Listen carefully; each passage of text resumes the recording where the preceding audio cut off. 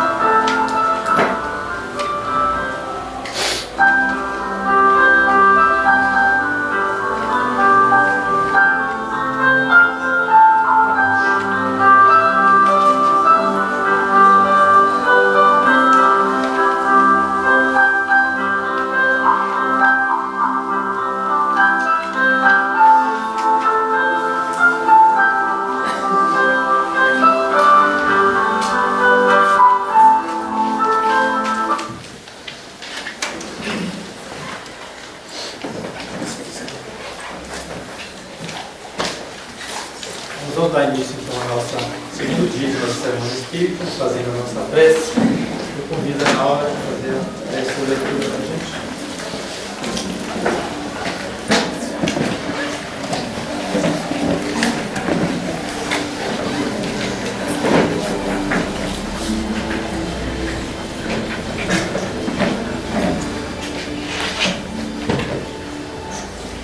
Irmãos, presentes nessa casa de amor,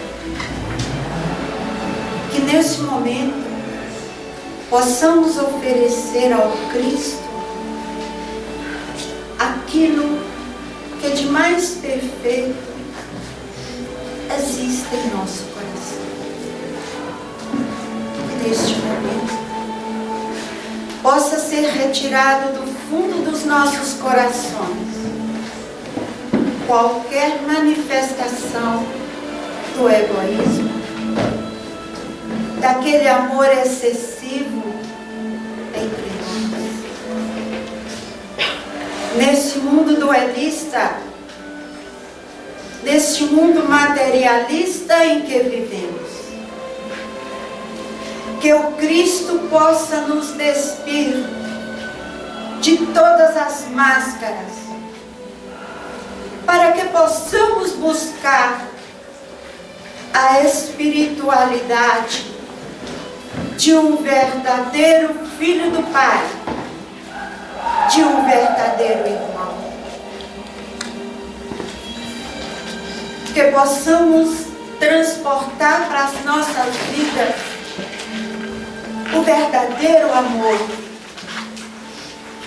e que consigamos perceber o bem com mais clareza, para que possamos ser um verdadeiro seguidor do Cristo. Rogamos ainda a Ti, Mestre amado, que abençoe aquela que irá trazer para nós os Teus ensinamentos. Que cada palavra aqui proferida, Senhor, possa penetrar em nossos corações como um facho de luz, de paz, de entendimento, de perdão, de compreensão. A Ti, Jesus amado, a nossa eterna gratidão. Que assim seja.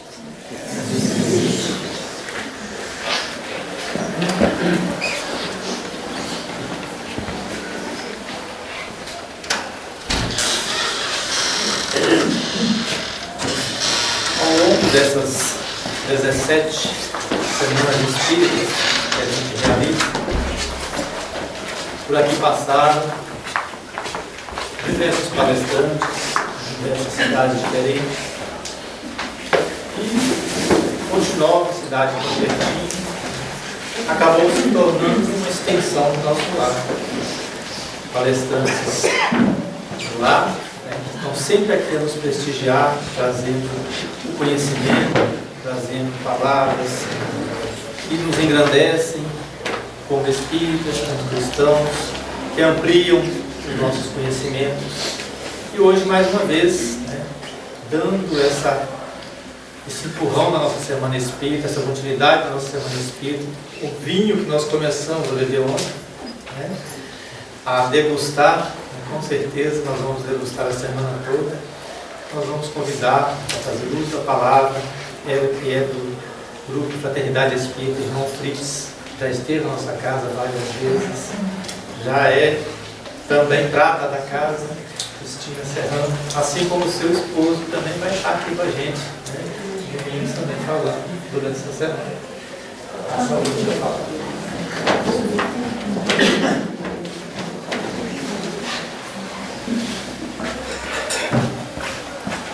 Meus irmãos, uma boa noite a todos. É sempre um prazer muito grande estar aqui.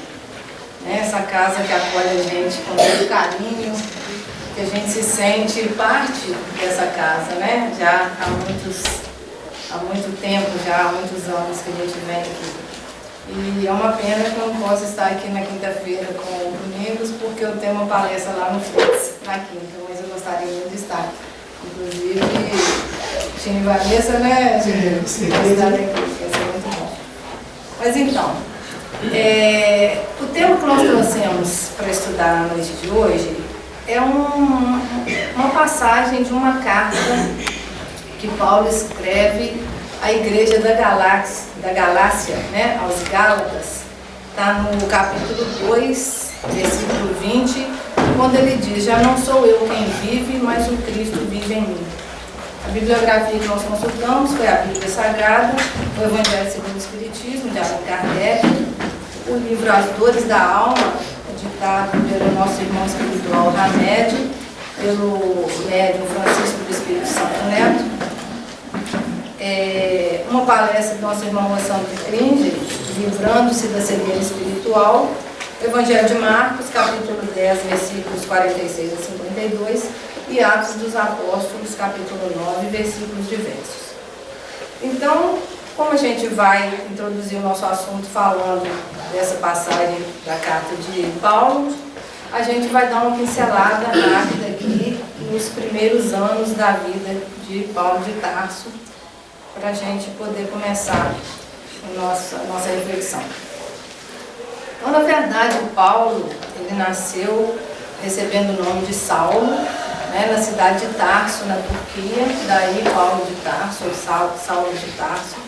E ele era um judeu de uma família abastada, uma família muito importante naquela época, de fabricantes de tendas. E a partir dos 14 anos, Saulo começa a receber a formação rabínica.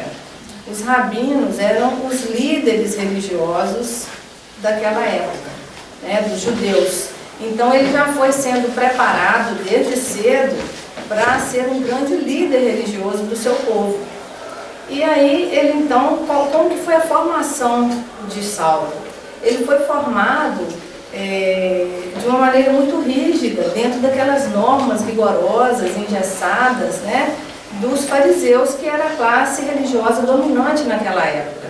Então, como não poderia ser diferente, foi ensinado a ele que ele deveria preservar aquele orgulho racial próprio dos judeus da antiguidade. Então, mais tarde, ele se muda para Jerusalém. E chegando lá em Jerusalém, ele se depara com um movimento que estava nascendo dentro do próprio judaísmo, mas que se denominava cristão. Esse movimento, ele tinha ideias que iam de encontro, eram contrárias às ideias que ele pregava e que a ele haviam sido ensinados. Então, ele, como era extremamente comprometido com a sua fé, com tudo aquilo que havia sido ensinado para ele até então, Saulo se sente extremamente ofendido com aquele movimento que ele considerava uma espécie de seita que nascia dentro do próprio judaísmo, mas que pregava as ideias do Cristo. E por que ele se sente ofendido? Por que Saulo se sente ofendido com isso? Porque ele foi, desde sempre, um fiel observador das leis de Moisés, das Escrituras, que foi isso que foi ensinado para ele, né? Então, as leis de Moisés eram leis muito duras. Se a gente tirar a parte divina da lei de Moisés, que é o Decálogo, né, os 10 mandamentos, a outra parte da lei dele eram leis humanas. Moisés foi um grande legislador hebreu. Então ele precisou fazer várias leis para que ele pudesse estar disciplinando aquele povo, que era um povo ainda muito rude, né? Então Moisés me trazer aquela lei do olho por olho, do dente por dente, para disciplinar exatamente um povo que ainda era muito rude, muito indisciplinado. Então, a gente sabe que tudo que é de ordem humana, a parte humana das leis de Moisés, com certeza teriam que ser modificadas, porque tudo que vem que é de ordem humana, uma hora ou outra, de acordo com a evolução da humanidade, de acordo com a evolução moral, intelectual, isso aí vai sendo modificado ao longo dos tempos. Então, essas leis que Saulo pregava, que eram de Moisés, eram leis que foram importantes para a construção do povo daquela época, há 1500, 1500 anos, 1520 anos atrás. né? Foi importante para a construção de uma sociedade mais justa naquela época. Foi importante para a construção da ideia de um Deus único, com certeza. Mas então, já na época de Saulo de Tarso, né, na época em que Jesus veio à Terra nos brindar com a lei de amor, essas leis, esses conceitos trazidos por Moisés, já não combinavam mais com a proposta de Jesus. Porque Jesus vem trazer para nós uma proposta de amor, Jesus vem trazer a lei de amor para nós, né? Então Jesus vem nos trazer uma proposta de paz, uma proposta de amor, de brandura, de mansidão, de humildade. Jesus vem exortar a humanidade a dar a outra face. Jesus vem nos exortar, por exemplo, a pagar o mal com o bem. Ele vem nos falar do perdão de 70 vezes, 7 vezes. Ele vem nos falar que a gente deveria amar até os nossos inimigos. Então a proposta de Jesus não combinava mais com aquelas leis milenares trazidas por Moisés. Mas na concepção de Saulo, as escrituras eram sagradas e, portanto, deveriam ser observadas e defendidas a qualquer custo, né? Então, o que ele faz? Ele começa a perseguir os cristãos, não é por maldade, é por convicção. É porque ele acreditava naquilo que lhe foi ensinado desde sempre. Então, ele começa a perseguir os cristãos. Como que ele perseguia os cristãos?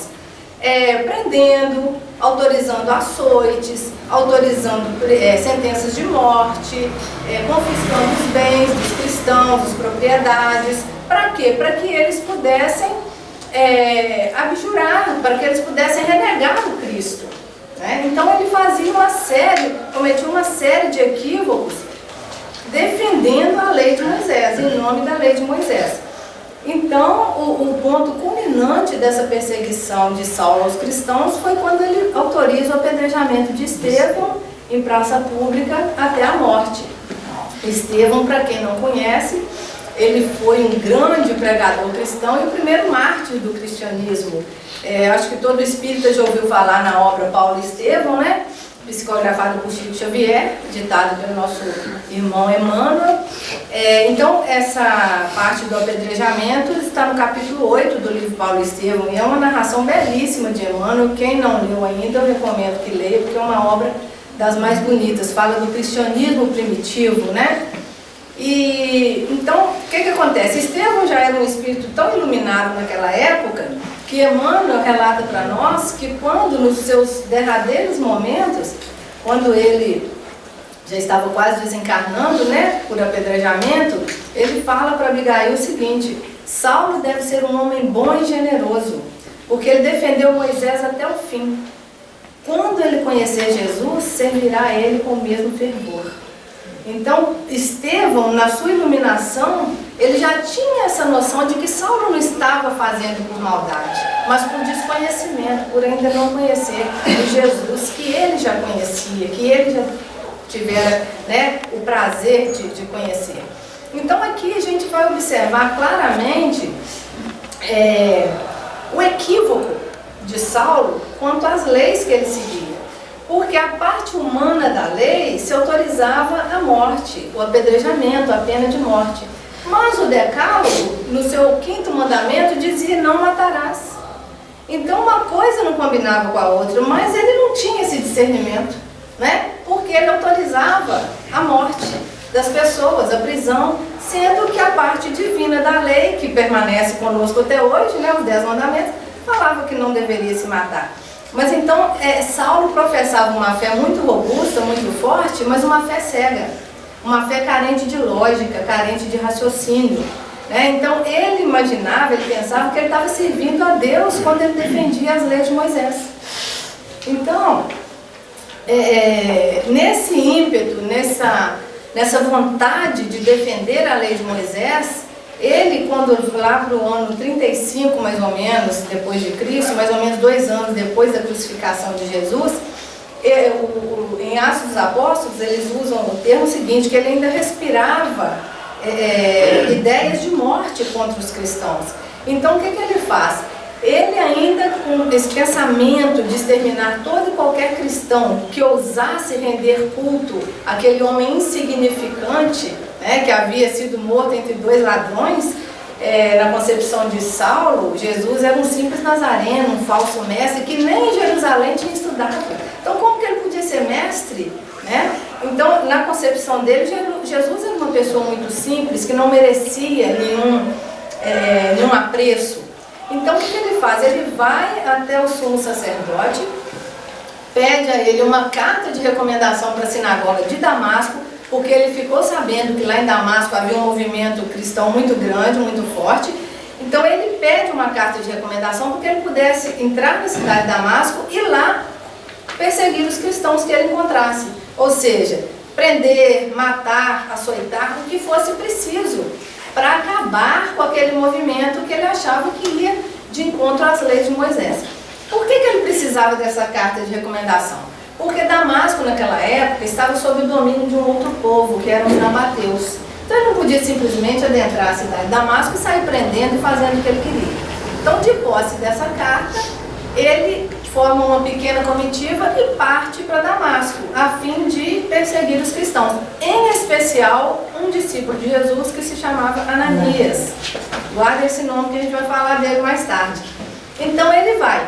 Chegando às portas da cidade de Damasco, uma luz muito forte, todo mundo conhece a história, né? Uma luz muito forte aparece do nada na estrada e o cavalo se assusta, Saulo cai do cavalo e naquele momento foi como se tivesse aberto um portal na frente de Saulo. É como se tivesse aberto uma outra dimensão. E ali aparece uma luz mais clara que o sol do meio-dia. E Emmanuel relata pra gente que era uma figura maravilhosa, com uma túnica cheia de pontos brilhantes, né? E Saulo cai do cavalo sem entender nada, e aí ele ouve uma voz dizendo para ele: Saulo, Saulo, por que me persegues? Por que, Saulo? E aí ele, sem entender nada, ele pergunta: quem és tu, Senhor? E a voz fala para ele: Saulo, eu sou Jesus, aquele que você persegue. Então Saulo, naquele momento, a única coisa, atordoado ainda, a única coisa que ele consegue fazer é responder ao chamamento do Mestre. Naquele momento ele percebe que Jesus realmente é o Messias. E ele só fala uma coisa: o que queres que eu faça? Então a gente percebe a determinação de Saulo, né? Porque naquele momento ele larga tudo. Ele não perguntou a Jesus o que ia acontecer com ele se ele largasse tudo aquilo que ele havia aprendido, né? Tudo aquilo que ele havia defendido até então, para seguir aquele Galileu, aquele Nazareno que ele tanto odiava. Como que eles iam pensar da reputação dele? Ele não quis saber nada disso. Ele não quis saber se ele iria ser apedrejado, se ele também iria ser açoitado, se ele ia ser preso, se ele ia passar fome, sede, frio para defender o Mestre. Ele apenas pergunta a Jesus: o que queres que eu faça? Ou seja, ele responde ao chamamento de Jesus. Ele larga tudo. E aí a gente pensa assim: mas para Saulo foi fácil, porque Jesus falou com ele. E aí a gente pergunta: Jesus também não tem falado conosco todos os dias? Será que quando a gente lê uma página evangélica, Jesus não está falando com a gente? Será que quando a gente recebe uma mensagem no WhatsApp, Jesus não está falando com a gente? Será que quando a gente ouve uma palestra, quando a gente lê uma obra espírita, Jesus não está falando com a gente, diretamente com a gente? E será que a gente tem largado as coisas mundanas para seguir Jesus? Porque muitas vezes a gente pensa assim: não sei se eu vou ter tempo, né? Acho que eu vou esperar aposentar, porque agora estou muito atarefada. Eu não sei se eu vou dar conta, eu vou ter que abrir mão de muita coisa, não é? Então a gente está tendo o chamamento de Jesus todos os dias na nossa vida, né? Só depende da gente querer segui-lo ou não. Então, naquele momento em que Saulo pergunta a Jesus: Senhor, o que queres que eu faça? Jesus só fala para ele o seguinte: entra na cidade de Damasco, que lá te será dito o que fazer. E ele entra, né, conduzido pelos seus companheiros ali da caravana, porque ele ficou cego quando ele percebeu aquela luz imensa de Jesus, aquilo cegou Saulo. Então ele vai cego para a pensão e fica lá, segundo Atos dos Apóstolos, fica na pensão 3 dias, sem ver, sem comer e sem beber. apenas em oração. E aí a gente começa a refletir, começa a pensar, o que será que se passou na mente de Saulo naqueles 3 dias que ele ficou na pensão? Completamente cego, sem comer, sem beber, somente orando. Porque naquele momento, Saulo estava passando por um período de sua vida que ele jamais imaginou passar. Saulo estava passando, ele estava sendo confrontado ali por uma série de circunstâncias que fugiam completamente do controle dele. Ele não esperava nunca passar por uma situação dessas. Na posição que ele tinha, quando que ele imaginar que ele pudesse passar por essa situação? Porque Saulo, ele foi educado e foi planejado todo o seu futuro, né? Um futuro de glórias. Saulo, ele foi preparado para um grande futuro na visão míope dos homens, né? No conceito equivocado dos homens. Ele foi educado e recebeu todo um patrimônio cultural, de tradições religiosas daquele povo. Saulo foi preparado para ser o grande líder religioso daquele povo. E agora ele estava sendo chamado a olhar para dentro de si, naqueles 3 dias que ele fica ali. Porque acima de todos os seus projetos humanos, acima de tudo que ele havia planejado, havia um projeto muito maior agora na sua vida, que era o projeto do Cristo. O Cristo agora estava chamando Saulo para caminhar por outro caminho. Saulo estava indo para cá. O Cristo falou com ele, Saulo, vamos para cá, que é melhor. Porque o Cristo precisava de tudo aquilo que ele tinha. O Cristo precisava da coragem dele, da firmeza dele, da perseverança dele, da fé que ele tinha, da cultura, da inteligência. Só que ele estava indo para lá. Se ele viesse para cá, ia dar tudo certo. Então foi só isso que o Cristo fez. Aproveitou todas as qualidades que ele tinha, não mudou nada, né? Só pediu para ele caminhar por outro caminho. Então, foi mais ou menos como se o Cristo tivesse dito para ele o mesmo que disse para Pedro: crê, te levarei onde não queiras ir. Ele jamais imaginava que ele pudesse ir por aquele caminho, né? E qual foi o objetivo de Saulo ter ficado cego durante 3 dias ali naquela pensão? Muito provavelmente para que ele tivesse tempo de refletir, de raciocinar, de pensar sobre as suas atitudes, sobre tudo aquilo que ele havia feito da sua vida até então e de que rumo ele deveria tomar dentro para frente, né? Então, para que ele tivesse tempo de cair em si, ele precisou ficar cego na carne para que ele pudesse livrar-se da cegueira espiritual que ele trazia com ele. Precisou ficar cego na carne para poder levar luz para o seu espírito.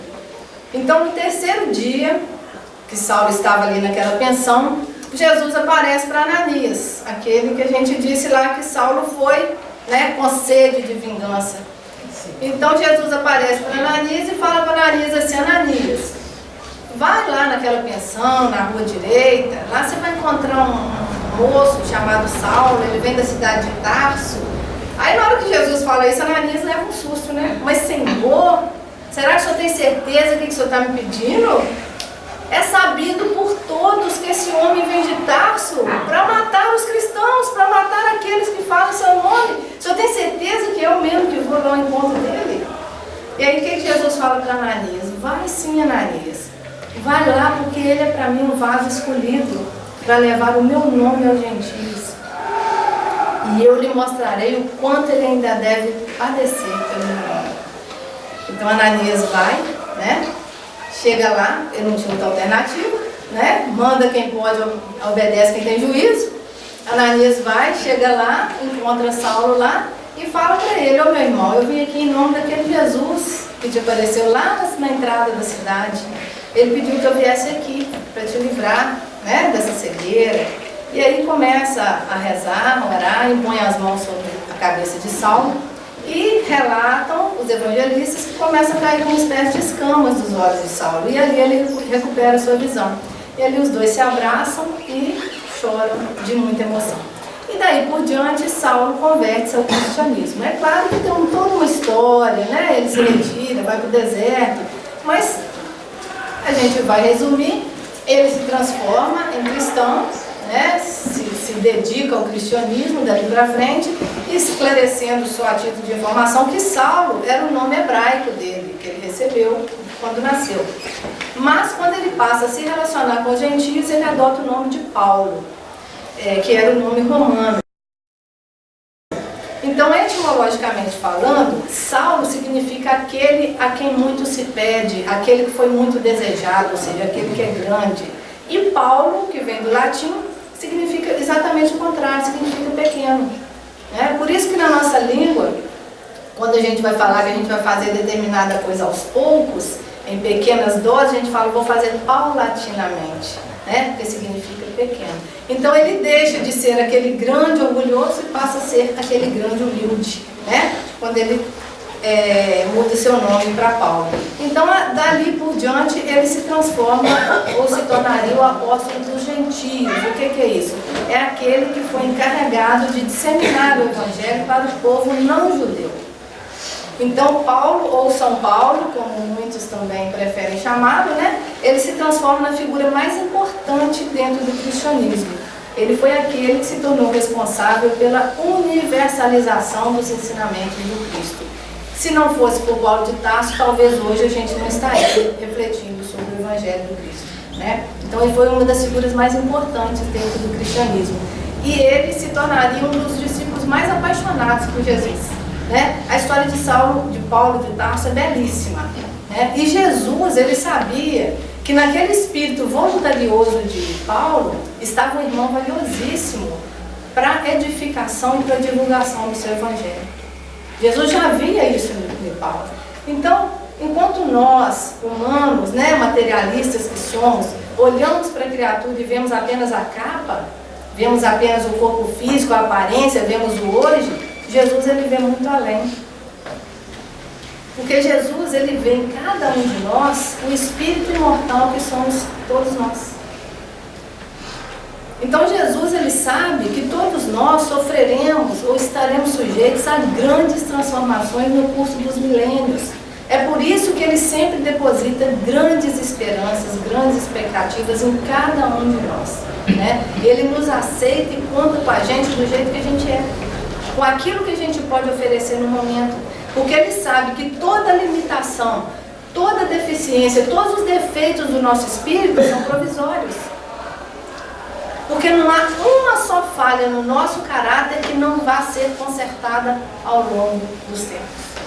Então Jesus, ele já tem esse olhar para nós. Como que a gente vai consertando as nossas falhas? Através das nossas várias reencarnações, através das nossas várias oportunidades de aprendizado, através das várias experiências que a gente vai adquirindo no dia a dia. Então Jesus, ele tem esse olhar para nós, porque o amor dele é tão grande que ele consegue ver em nós os frutos que nós produziremos, ainda que hoje a gente seja apenas semente.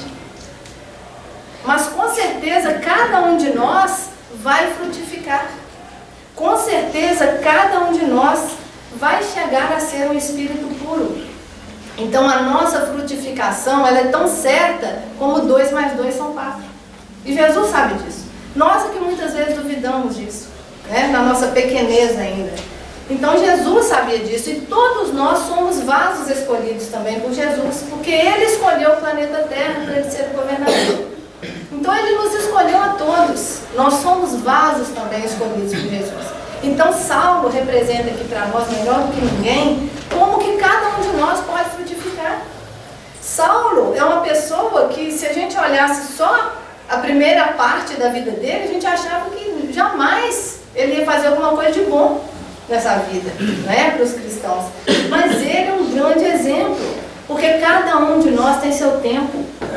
É aquele velho ditado, não se colhe frutos fora da época que lhe é própria, fora da estação que lhe é própria. Então é questão de tempo, de cada um fazer sua parte e começar a produzir seus frutos. Então Jesus impactou de tal forma a vida de Saulo, que o tempo da vida dele poderia ser dividido também em antes de Cristo e depois de Cristo. Né? Assim como o tempo da humanidade foi dividido em antes e depois de Cristo, a vida de Saulo poderia ser dividida em antes e depois de Cristo. Porque Damasco foi um divisor de águas na vida de Paulo de Tarso. Foi ali que realmente ele começou a virada na sua vida. Agora, a concretização dessa virada, a concretização desse ministério de amor e fé que ele trouxe para a humanidade, isso aí viria naturalmente em anos e anos de luta, em anos e anos de sofrimento, em anos e anos de testemunho sobre a causa do Cristo, né? Quando lá no final da sua jornada, ele faz uma análise, uma introspecção, ele mergulha fundo no seu ser e analisa e chega à seguinte conclusão: já não sou eu quem vive, mas o Cristo vive em mim. O que Saulo estava dizendo para nós? O sentimento crístico já estava no seu ser, né? O amor em sua plenitude. E aí a gente tenta trazer isso como uma aplicação prática para nós. O que fica claro para nós com essa virada na vida de Paulo de Tarso? Que embora ele tenha sido um espírito orgulhoso, voluntarioso no início da sua jornada aqui na Terra, ele teve a humildade para renovar o seu entendimento a partir do momento em que ele conhece o Cristo, a partir do momento em que ele percebe o seu engano.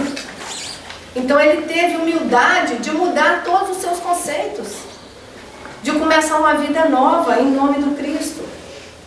E nós, ainda espíritos imperfeitos, também temos chance de começar uma vida nova a todos os momentos. Essa chance é dada para cada um de nós, quando nós quisermos, na hora que nós quisermos. Então, quando a gente olha, por exemplo, um defeito no outro, quando a gente vê que o outro está agindo de maneira equivocada, de maneira desleal, de maneira errada, que ele está adotando um comportamento desnecessário, a gente deveria ver isso e trazer isso para nós. Será que esse mesmo juízo, essa mesma reprimenda não caberia a mim? Então a gente deve ter o outro apenas como um espelho para ver como nós temos nos comportado e não para apontar o dedo, não para julgar. Porque é o seguinte, é o tal do cisco no olho, né? Eu não vejo o cisco no meu olho, mas vejo o argueiro no olho do outro. E isso é completamente explicável. Porque o que acontece? Isso tem um fundamento. Eu pouco percebo os meus defeitos, mas eu percebo com muita clareza do outro. Por quê? Porque aquilo que se torna comum, que se torna rotineiro na minha vida, eu passo a viver aquilo no automático. Eu nem percebo o que eu estou fazendo. Mas se o outro fizer, eu percebo. Porque eu não estou convivendo com ele todos os dias, de manhã até de noite. Então o meu erro, eu tenho dificuldade de observar. Mas se eu vejo no outro, eu preciso trazer isso para mim. Grosseiramente falando, para a gente entender, se a gente tem uma parede na casa da gente que está suja, a gente está acostumado a ver aquilo ali todo dia, aquilo ali nem faz diferença mais para a gente passa ali e não está nem vendo aquela sujeira mais, mas ela está ali. Se chega uma pessoa de fora e vê, ele observa na hora, bateu o olho, ela vai ver aquela sujeira. Então é assim que a gente tem agido. A gente percebe o engano do outro, o equívoco do outro, mas não percebe ele na gente. Então que o outro sirva para nós como um espelho, para que a gente possa observar aquilo que não está de acordo com os ensinamentos do Cristo e trazer aquilo para o nosso dia a dia, tentar consertar aquilo em nós. Então o nosso trabalho maior deve ser a nossa essência, né? A gente precisa cuidar do corpo físico, sim, mas a gente precisa cuidar muito mais do nosso espírito, porque nós somos espíritos. Então o nosso questionamento deveria ser: o que eu posso mudar em mim? O que eu posso fazer de melhor para eu levar quando eu partir? Né? O que eu tenho feito para encontrar o meu ponto de equilíbrio? Como que está a minha casa mental? Como eu tenho raciocinado? Como eu tenho pensado? Como eu tenho vivido? Como eu tenho sentido? A gente acha linda a conversão de Saulo de Tarso, mas nós não podemos esquecer que ele também deu sua cota de sacrifício. As coisas para ele não foram um mar de rosas. Ele não encontrou tudo pronto. Ele teve que sofrer muito, que lutar muito, né? Para que ele pudesse se transformar. Então a gente vai fazer uma reflexão aqui sobre como nós temos nos comportado. O que eu tenho emitido? Quais as energias eu tenho emanado para as pessoas, para o universo? Nós fomos buscar um estudo sobre energia e aí o professor, ele fala para a gente o seguinte: ele começa a analisar uma semente de laranja. Então ele fala que tudo no universo é energia pura. Tudo no universo vibra numa certa frequência. Muito interessante a colocação que ele faz. Então ele diz que cada substância tem sua própria vibração, ou seja, cada substância vibra numa determinada frequência. E aí ele pega a semente de uma laranja para analisar ele fala o seguinte: dentro de cada semente de laranja existe um padrão de energia. Padrão. Então, o que acontece com a semente? Dentro dela existe um núcleo que vibra sempre na mesma frequência, porque é padrão. Essa vibração do núcleo da semente, ela é padrão.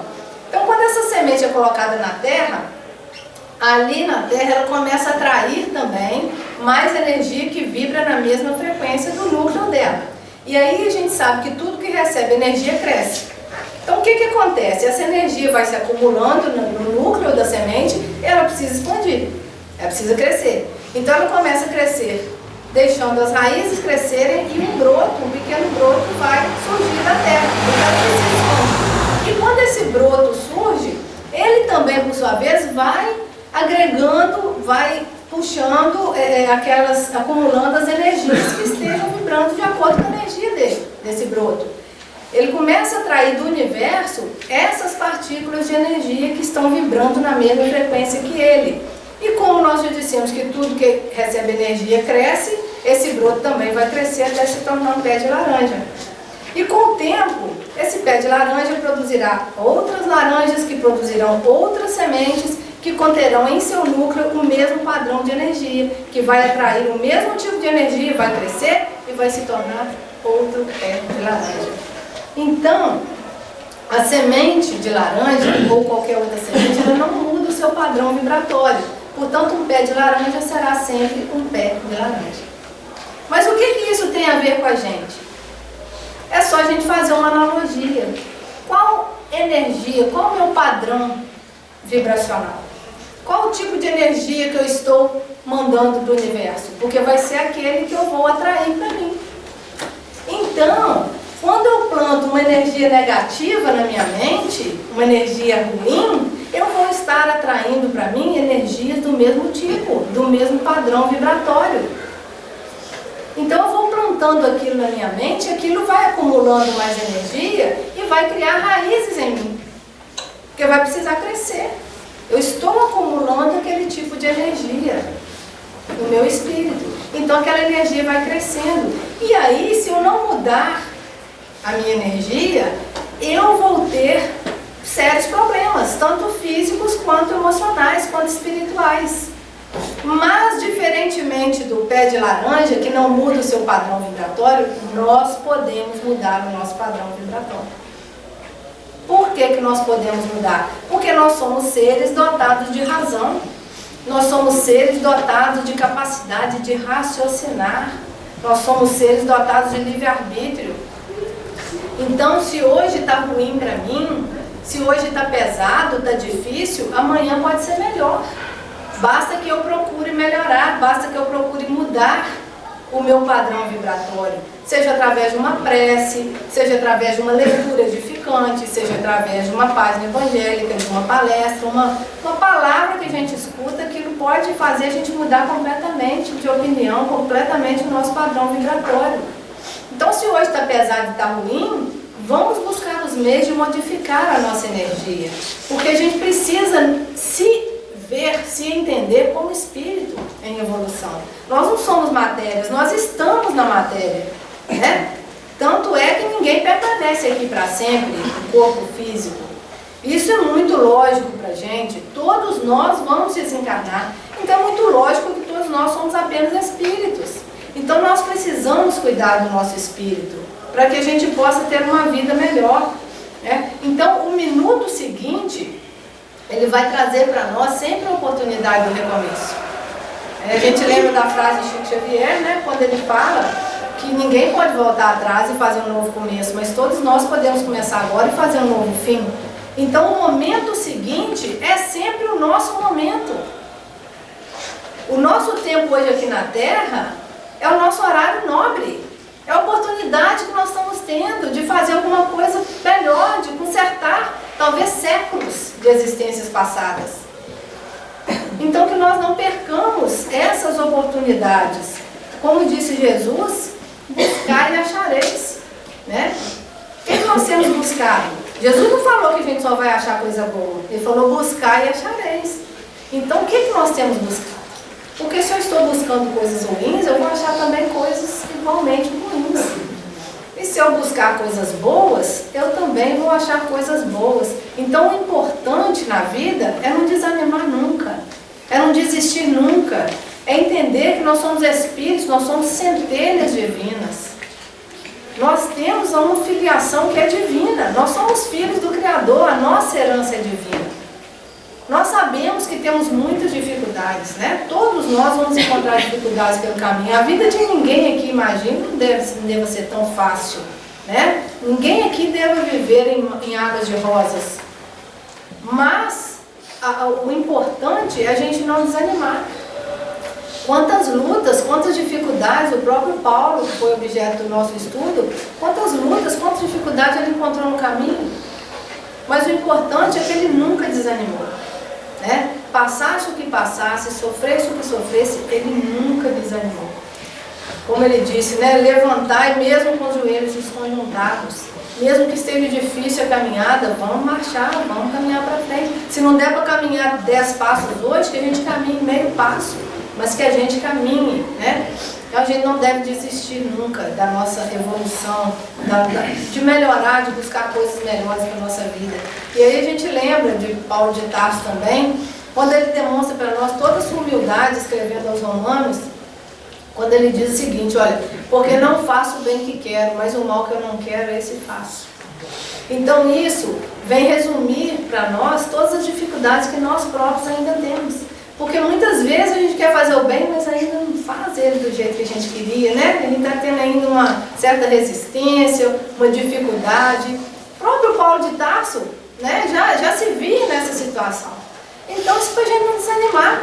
Se ele, que foi um espírito desse iluminado, que foi o maior divulgador do cristianismo, ainda se sentia assim, né? A gente também há de entender que a gente também tem as nossas dificuldades. Que a gente também tem os nossos momentos de quedas, de tropeções, mas que a gente sempre levante, que a gente não permaneça deitado, né? Nosso objetivo é sempre caminhar para frente. Jesus nos disse que Deus não coloca fardos pesados em ombros fracos. Então, se a dificuldade apareceu, surgiu na nossa vida, é porque nós já estamos suficientemente fortes para passar por ela. E Jesus vai estar sempre conosco ali, nos fortalecendo, nos ajudando. Paulo de Tarso, quando ele já lá no final da sua luta, né, da sua trajetória aqui na Terra, ele faz uma avaliação que é muito importante e que nos chama a estarmos sempre vigilantes, a nos colocarmos sempre em guerra conosco mesmo, combatendo as nossas dificuldades, os nossos defeitos, as nossas imperfeições. Quando ele fala o seguinte, olha, combati o bom combate, acabei a carreira e guardei a fé. Então ele mostra para nós que a vida dele não foi fácil, né? Combateu o bom combate. Qual bom combate foi esse? Combateu as suas imperfeições, as suas iniquidades.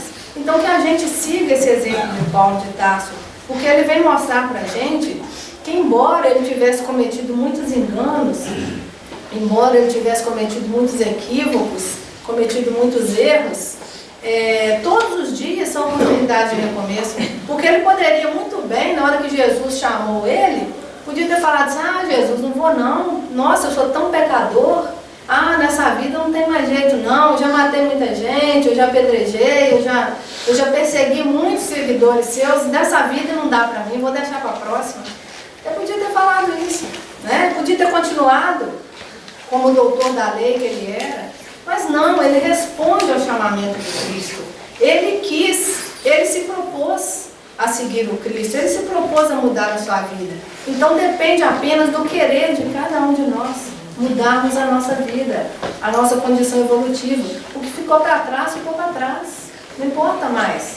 Já foi, cada um fez o melhor que podia. Ninguém faz o mal porque quer ser mal. É porque ainda não aprendeu a ser bom. Qual pessoa boa que faz o mal?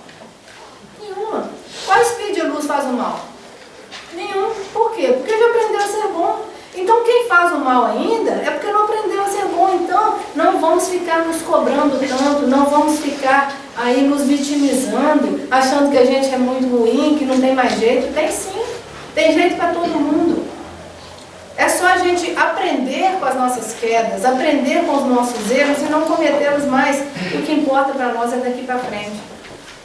Tem uma passagem que é muito interessante, que ela foi escrita pelos 3 evangelistas, Mateus, Marcos e Lucas. A gente vai analisar a narrativa de Marcos, embora tenha sido Mateus que presenciou a cena, mas a de Marcos é mais completa. Ela fala sobre o cego de Jericó. Muitos aí devem conhecer essa passagem. Então, a gente vai dar uma conotação também de acordo com uma palestra que o Rossandro Klinger fez, uma análise que ele faz, que é uma abordagem muito interessante. Então, Mateus começa narrando da seguinte forma: chegaram a Jericó. Ao sair de Jericó, com seus discípulos e grande multidão, estava sentado à beira do caminho, mendigando, o cego Bartimeu, filho de Timeu. Aqui a gente já pode fazer uma análise desse parágrafo. Quem era esse cego? Qual era o nome dele? Ninguém sabe. Antigamente, para se falar que era filho de alguém, usava-se o nome Bar. Simão Bar Jonas, ou seja, Simão, filho de Jonas. Ele aqui só chamava Bartimeu, filho de Timeu, ninguém sabia nem o nome dele. Então já começa aqui falando pra gente que ele era como se fosse um invisível social. Nem o nome dele ele sabia. Aí Marcos continua narrando. E ouvindo que era Jesus de Nazaré que estava passando, começou a clamar e dizer: Jesus, filho de Davi, tem misericórdia de mim? E muitos o repreendiam para que se calasse, mas ele gritava cada vez mais: Filho de Davi, tem misericórdia de mim? E Jesus, parando, disse que o chamassem. E chamaram o cego, dizendo: Tem bom ânimo, levanta que ele te chama. E ele, lançando de si a sua capa, levantou-se e foi ter com Jesus. E Jesus, falando, lhe disse: Que queres que eu faça? E o cego disse a Jesus: Mestre, que eu tenha vista. E Jesus disse para ele: Vê, a tua fé te salvou. E logo viu e seguiu a Jesus pelo caminho. Isso está no Evangelho de Marcos, capítulo 10, versículos 46 a 52. Então vamos analisar essa passagem. Jesus está caminhando ali, né? Marcos fala que Jesus passava no meio de uma grande multidão. Então tem um monte de gente ali, cegos, coxos, paralíticos, estropiados de todos os tipos. Mas Jesus segue. Marcos não falou que Jesus parou para atender um e outro ali que estava ali. Jesus segue. E aí quem grita? Bartimeu. O cego grita: Jesus, filho de Davi, tem misericórdia de mim. E o que acontece? Todos que estavam ali do seu lado mandaram que ele se calasse. Mas quando mandam que ele se cale, o que ele faz? Ele grita mais alto: Filho de Davi, tem misericórdia de mim, ou seja, eu estou aqui, me ajuda, socorro. E Jesus para. Então por que Jesus para? Porque ele resolveu gritar. Porque ele buscou Jesus. Porque ele usou a fé que ele tinha. Ele acreditou em Jesus. Né? Porque é interessante Jesus passando no meio de uma multidão de pessoas doentes, querendo a cura, mas só um consegue se curar. Então qual o segredo desse que consegue se curar no meio de tantos outros que não conseguiram? A fé. Ele buscou a sua cura. Jesus pergunta para ele: O que queres que eu faça? Que eu tenha vista. Ele buscou aquilo que ele queria. Ele pediu socorro a Jesus. E Jesus parou para ouvi-lo. Quantas vezes a gente está passando por dificuldade e sequer lembra de pedir um socorro a Jesus? Né? Então, naquela época, os mendigos lá de Roma faziam um cadastro. Roma era tão organizada que até o pedinte tinha cadastro. E esse cadastro era dado por uma capa. Essa capa tinha o selo de Roma e uma inscrição em latim que dizia o seguinte: Esse homem é um miserável mendigo, vive de esmolas. Então essa capa era basicamente o carimbo da incompetência. Quem recebia essa capa é porque não tinha condições de nada mesmo. Mas ao mesmo tempo, essa capa era condição de sobrevivência daquele que tinha a capa. Porque eles davam esmolas para quem tinha capa, mas nem todo mundo tinha acesso ao cadastro. Então, quando Jesus chama Bartimeu e ele larga a capa, há de se imaginar que algum outro mendigo ali pegou essa capa para ele. Porque se nem todos tinham a capa, e no meio de uma multidão de mendigos eles soltam a capa, alguém pegou.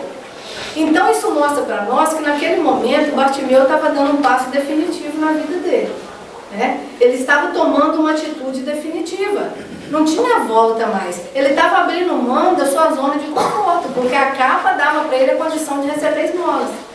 Mas ele larga a capa, ele levanta e larga a capa, ele estava abrindo mão da sua zona de conforto. Já era, alguém com certeza pegou a capa dele, né? Mas ele acreditou e soltou a capa. E aí a gente volta de novo para a vida da gente, para a gente refletir um pouco. Quantas vezes a gente tem se arrastado em situações penosas na nossa vida? Algumas vezes em situações até humilhantes, mas nós não temos coragem de largar nossa capa.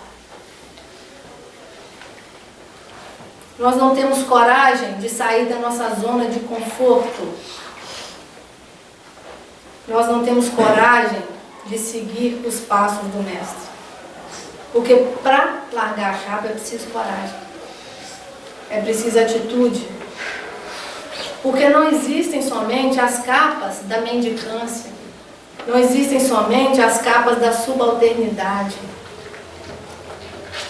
Existem capas mais glamurosas que nós andamos carregando muitas vezes. Existem capas glamurosas como a de Saulo de Tarso, que era um homem rico, culto, poderoso, inteligente, influente. Saulo foi o inverso de Bartimeu, né?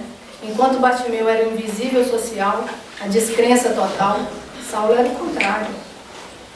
Aquele jovem poderoso, rico, abastado, né? Saulo tinha a capa do poder. Mas os dois tiveram que largar a capa. Um para crescer e o outro para se diminuir, para que o Cristo crescesse nele. Então, enquanto Bartimeu levanta e solta a capa, Paulo cai e perde a capa. Então, são movimentos que nós precisamos fazer na nossa vida para que o Cristo seja realmente o centro das nossas possibilidades de escolha. Então, todas as vezes no nosso caminho em que nós nos depararmos com situações que nós temos que escolher entre uma ou outra coisa, que a gente coloque o Cristo como nosso modelo e guia. Que a gente coloque o Cristo como a nossa possibilidade de escolha aqui na terra, porque a gente não vai errar nunca. Então, meus irmãos, diante de qualquer dificuldade na nossa vida, gritemos por Jesus, filho de Davi, tem misericórdia de mim. E se alguém quiser calar a nossa voz, gritemos mais alto, socorro Jesus. Porque Ele está conosco em todos os momentos da nossa vida. A fé é um dos mais poderosos instrumentos que a misericórdia divina colocou em cada um de nós ao nos criar. É a fé que nos sustenta nos nossos momentos mais intensos, nas nossas dores mais difíceis, mais cruciais, nos momentos mais difíceis das nossas provações. O que nos sustenta é a fé. Porque quando a gente abandona a nossa fé, é como se a gente mergulhasse num vazio, no nada. É como se a gente estivesse caindo num abismo, sem nada para a gente se apegar. Porque a gente perde a fé, e quem perde a fé perde tudo. Então que nós não percamos o sentido da nossa vida. Que nós não percamos a fé que foi colocada dentro de cada um de nós por Deus no momento da nossa criação. Lembremos que a gente está aqui para lutar, mas também para vencer. E Jesus estará conosco até o final de nossos dias. O irmão X, no livro Antologia Mediúnica do Natal, pela psicografia de Chico Xavier, ele fala que Jesus disse a Pedro: Pedro, enquanto houver um gemido aqui na terra, aqui eu estarei. Então não nos esqueçamos nunca de colocar Jesus na nossa vida. Que Ele seja o centro sempre das nossas escolhas. Que Ele nos fortaleça na nossa fé. Que Ele possa nos abençoar hoje e sempre. Que assim seja.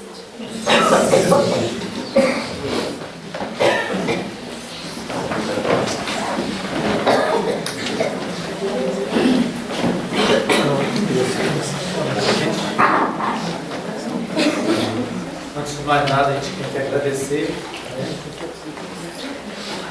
da Cristina, que trouxe para a gente esse estudo maravilhoso.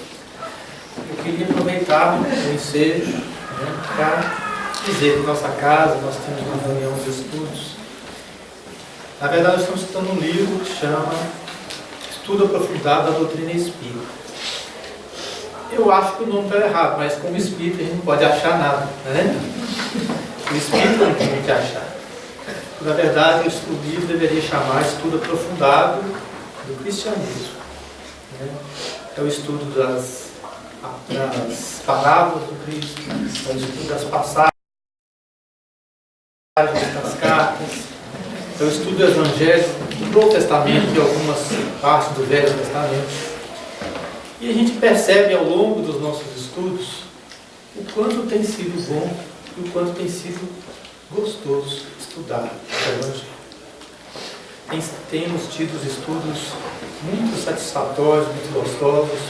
O que a gente percebe que quando a gente estuda o Evangelho, quando a gente busca passagens como essa de Bartimeu, Paulo de Tarso, quando a gente começa a compreender o que o Evangelho tem para nos ensinar, a gente percebe como que o Cristo é interessante, é importante na nossa vida. O quanto nós devemos aprender e crescer e seguir esses passos. Ana Paula nos disse ontem, né, a questão do convite. Vou repetir. Toda palestra, toda leitura será sempre um convite para seguir os passos do Cristo. Então nós agradecemos, Cristina, de coração, porque as suas palavras, né, não somente nos esclareceram, mas com certeza tocou o coração de cada um de nós, encarnados e desencarnados. Né? Os animaizinhos também, né? Está sempre com a gente. Eu queria convidar a fazer a entrega da gente. Lembranças da Cristina.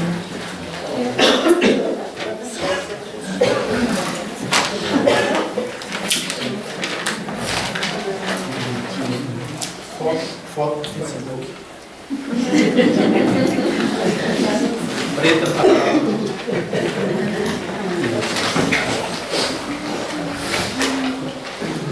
Dando sequência, amanhã nós teremos, pela primeira vez na nossa casa, o orador vai ser Eduardo Oliveira, do Grupo Espírita, Estudos Espíritas, Os Mensageiros de Belo Horizonte. Ele vai trazer para nós o tema A Fé Transporta Montanhas. Espero contar com a presença de todos, né? E para sugar um pouquinho mais da nossa palestrante, nós vamos pedir que ela faça a prece de encerramento da gente. E também aproveitar ao máximo. Fazer uma vez por ano. Aproveitar o vinho.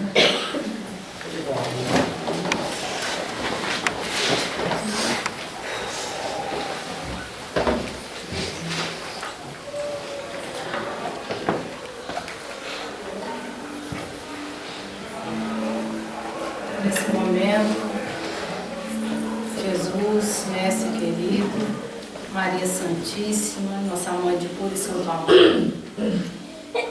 Deus, nosso Pai Criador, mentores dessa casa de luz, estamos elevando os nossos pensamentos a vós, nos entregando à vossa tutela. Que esse Senhor se faça presente junto a cada um de nós, que nós possamos, Senhor, absorver os seus ensinamentos, que nós possamos, Jesus, colocá-los em prática no nosso dia a dia, que nós possamos, ao retornarmos aos nossos lares, Senhor, levar conosco essas vibrações de paz, de luz, de amor, de serenidade, que nós possamos encontrar todos os nossos familiares, todos os nossos entes queridos, gozando da mais perfeita saúde, harmonia e paz.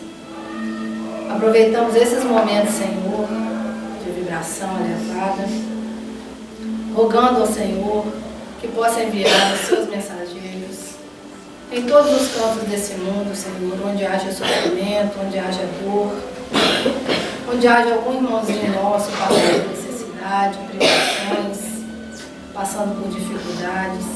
Que a vossa falange possa se fazer presente junto a cada um desses nossos irmãos, levando o lenitivo para suas dores, o consolo, o conforto para suas almas. Que possamos todos, Jesus, irmanados, num só pensamento de paz, vibrarmos energia positiva sobre o nosso planeta, Senhor.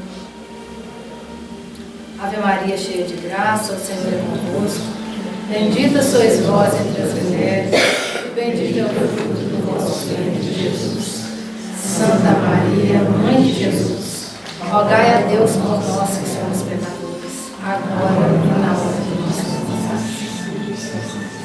E assim, Jesus, na vibração desta prece, agradecidos que somos por essa casa, por essa doutrina que tanto nos esclarece, pela sua presença em nossa vida, nós damos por encerrado a reunião da noite de hoje. Que assim seja.